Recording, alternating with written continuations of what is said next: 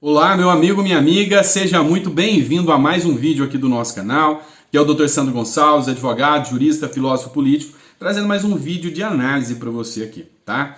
Peço a você que quer saber, quer conhecer ainda mais a política, clica aqui no canal, no inscreva-se e ative o sininho para receber todas as informações. Algumas pessoas estão até criticando devido à forma que eu falo, vai direto ao ponto, mais objetivo. Mas a grande questão é que eu quero a acessibilidade da política àquelas pessoas que não são do meio, que não são advogados, que não são do meio político. Eu tento trazer de forma simples para que você entenda, tá? Para que você entenda o que é a política. Então, às vezes, para falar do STF, eu trago mais explicações sobre o que é, como está, como funciona, porque eu quero que você entenda. Nesse vídeo aqui, eu vou falar de dois pontos assim cruciais. Um deles é atinente ao STF. Uma vez que o STF é o nosso poder judiciário, como é a relação do STF com o presidente da República ou com o Congresso? Qual a ligação desses poderes? Porque a gente viu aí que o judiciário se tornou uma bomba relógio. E tem muita gente questionando isso. Mas você precisa entender, o que Lula vai enfrentar pela frente com o judiciário? Será que ele vai enfrentar a mesma barra que o Bolsonaro? Eu vou mostrar isso aqui para vocês, tá bom? Também vou falar aqui sobre a oposição, sobre o PL, o Partido Liberal, e como Lula vai lidar com isso e como os próprios integrantes da ala Bolsonaro vão lidar com isso, tá? Então presta muita atenção que eu vou trazer essas matérias aqui, esses pontos específicos para você entender, tá bom? De forma calma, tranquila, para que você possa estar discutindo aí na roda dos amigos e estar espalhando aí para eles o que realmente está rolando na política, tá? Então vamos lá. Primeiro vamos falar de STF. Eu tenho uma crítica muito dura a um ponto constitucional, a forma que eles são escolhidos. Se eu tenho um presidente que nomeia um ministro, é lógico que há um elo de ligação, uma gratidão desse presidente para com o ministro do STF. Então, os ministros do STF não deveriam ser escolhidos pelo presidente, deveriam ser eleitos pelo povo. Esse era o caminho. Assim como o presidente é eleito, os deputados e senadores são eleitos, os ministros do STF não deveriam ser eleitos. A segunda questão, ministros do STF também não deveriam ser vitalícios. Ou seja, não sei se você sabe, mas uma vez que o ministro do STF entrou, ele nunca mais sai. É vitalício. Ainda que ele cometa um ato, alguma coisa gravíssima, ele continua ministro do STF. Ele perde as suas funções, é aposentado compulsoriamente, continua recebendo, mas continua como ministro aposentado. Entendeu? Então tem muita coisa errada aí. Mas como que é essa escolha? O presidente nomeia, eles indicam uma lista tríplice, o presidente nomeia, ele vai lá e escolhe um daqueles nomes lá e o nomeia como ministro do STF. Matéria aqui que eu trago da Gazeta do Povo, que eu vou fazer a leitura com vocês. Quando o presidente Luiz Inácio Lula da Silva, do PT, assumir em seu novo mandato, e aqui vocês sabem que tem muito questionamento, quem não assistiu, assiste o último vídeo que eu trouxe de hipóteses que podem prejudicar o Lula subir a rampa, tá? Não estou instigando nada, eu só estou trazendo hipóteses como advogado, jurista e filósofo político, trazendo para que você saiba o que pode acontecer. Então, para quem questiona aí, assiste o último vídeo, tá? Ó, daqui a 30 dias isso vai acontecer, né? Menos de 30 dias, na verdade. Ele vai encontrar nos tribunais superiores do Poder Judiciário um grande número de ministros que chegaram aos cargos da época das gestões petistas de 2003 e 2010 e outro número significativo de magistrados que foi nomeado para as funções durante o governo Dilma Rousseff, que foi de 2011 a 2016. Somando os nomeados tanto por Lula quanto por Dilma, os ministros indicados durante os governos do PT estão em maioria no Superior Tribunal de Justiça, no Superior Tribunal Militar, no Tribunal Superior do Trabalho, mesmo com o PT estando fora do poder há mais de 6 anos. O quadro se repete no Supremo Tribunal Federal, o STF, instância máxima do judiciário. Dos 11 ministros atuais, e presta atenção aqui que eu vou fazer uma ponderação, dos 11 ministros atuais da corte, 7 foram nomeados por Lula ou Dilma. Então, de todos que estão lá, não vou nem citar o nome, Lula ou Dilma colocou. Então, é lógico, lembra da questão da dívida de gratidão, da parcialidade ou imparcialidade que eu falei? Então, você já vê que o governo já entra com 7 do seu lado. Ou seja, é mais fácil dele fazer um diálogo, digamos aí, com o judiciário, que deveria ser imparcial.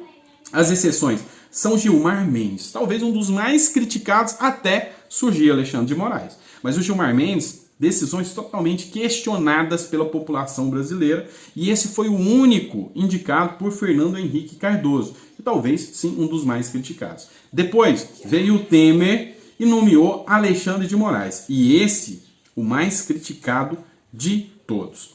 Depois, durante a gestão Bolsonaro, vieram duas nomeações. Uma delas é Cássio Nunes e outra delas, André Mendonça, nomeado pelo presidente. E lembra que existe aquela dívida de gratidão? Existe, e eu posso provar. Isso quebra a imparcialidade do judiciário por completo. Bolsonaro começou a ruptura com grande parte de seus apoiadores ao nomear o Cássio Nunes Marques, nitidamente, declaradamente petista. Então Bolsonaro nomeou um ministro petista. Por quê? Porque ele teria diálogo com a outra parte, com a base, segundo o Bolsonaro. Só que a questão é que durante o tempo em que Nunes Marques esteve lá e Bolsonaro como presidente, Nunes Marques foi um aliado do presidente. Então olha que ele já tem a linha de raciocínio petista, mas em gratidão ao presidente, ele votou como presidente. Mesmo o André Mendonça, que foi indicado, já tem algumas críticas aí, a algumas decisões dele. Mas o André Mendonça, talvez hoje, o único que tem um posicionamento e um alinhamento de direita no STF. Aí saiu uma matéria, e essa matéria tá aqui, ó, do dia 30/10/2022, tá? Por que Cássio Nunes Marques não vê a vitória do Lula com maus olhos, tá? Ele era petista, vocês sabem disso. Cássio Nunes Marques considera que o favorito para vencer hoje é Lula, e isso foi antes da eleição. Mas o ministro do STF, o mais próximo de Jair Bolsonaro no tribunal, lembra, pela indicação, não vê isso com maus olhos. Nunes Marques confidenciou ao interlocutor, numa conversa recente, que se Lula de fato ganhar, será a oportunidade de provar a sua independência. Vocês viram aqui? Ele tem que provar a independência. É a base. Um juiz tem que ser independente. A base de existência do judiciário é a independência. Ele tem que ser independente. Mas aqui ele precisa provar que é independente. Ou seja, saindo o Bolsonaro, ele não deve mais favores a Bolsonaro. E aí ele pode ser petista. É lógico que ele vai ser favorável às decisões que Lula toma. Então isso aqui mostra que a gente está num sistema que está errado. E questionar isso não é ser antidemocrático. Tá? Não é. Dizer que o judiciário tem que ser independente, o judiciário não tem que ter ligação nenhuma, nem com presidente, nem deputado, nem senador.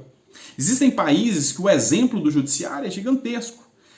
Nem fica na mesma base territorial. Nem é na mesma cidade. Igual aqui a gente tem o STF colado ao Palácio do Planalto, colado ao Congresso Nacional, tudo coladinho em Brasília. Tem estados, nações, onde o judiciário fica separado.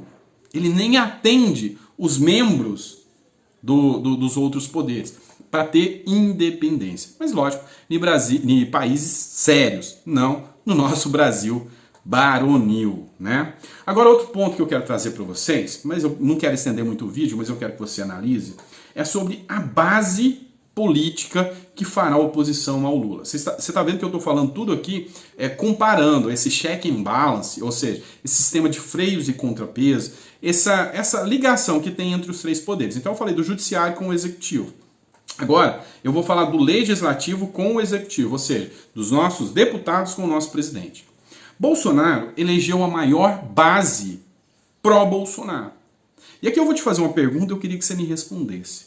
Você já votou em alguém e se arrependeu depois amargamente porque viu que esse cara mentiu para falar o que você queria, só para depois que está lá dentro virar as costas para você? Pois é, tem muitas críticas aqui que grande parte dos eleitos com a bandeira bolsonarista já se voltaram contra o bolsonarismo.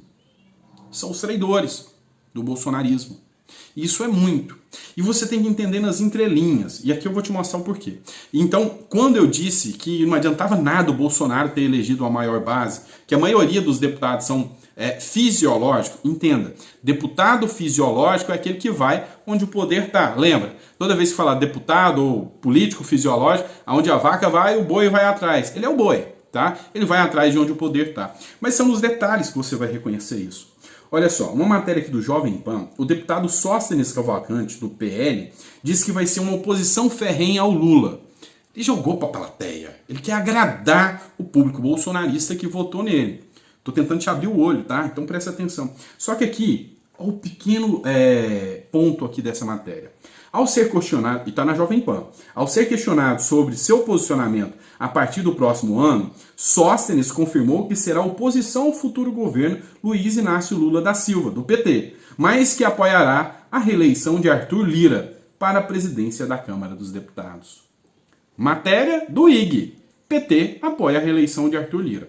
Peraí, eu vou ser oposição ao Lula, mas eu vou apoiar o presidente, que era bolsonarista, que já foi fisiológico e já foi pro lado do Lula, eu vou apoiar o que apoia o Lula.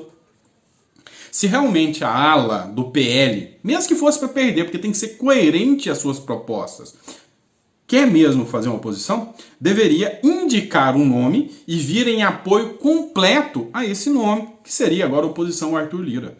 Bolsonaro, inclusive, travou as emendas de relator, as emendas lá que ele passava, as chamadas emendas secretas, do Lira. Por quê? O Bolsonaro se sentiu traído. Muitas pessoas até estão falando que a depressão do Bolsonaro é em virtude da quantidade de traições que ele recebeu. Até a Carla Zambelli já bateu boca com o Bolsonaro, tá? Não estou entrando no mérito e criticando aqui, não. E o Bolsonaro, sim, ele sabe que uma das grandes... vamos dizer assim, responsáveis pelo seu enfraquecimento no final, foi aquele caso da Carla Zambelli. E ele foi questionar e ela bateu boca com ele. Então, muitas pessoas falam que é até um dos motivos pelos quais, tá, Bolsonaro perdeu a eleição, e as traições que ele está percebendo depois são motivo de depressão e até a doença, a erisipela, que ele está na perna, tá? Vamos lá, por fim, alguns parlamentares, tá, do PL, Carlos Jordi, dentre outros, alegam, tá, manifestam que aqueles que forem do PL e que declararem apoio a Lula deveriam ser expulsos da sigla. É lógico que isso não vai acontecer. O partido, ele preocupa nisso. Quanto mais deputados eleitos, mais grana, mais verba ele recebe.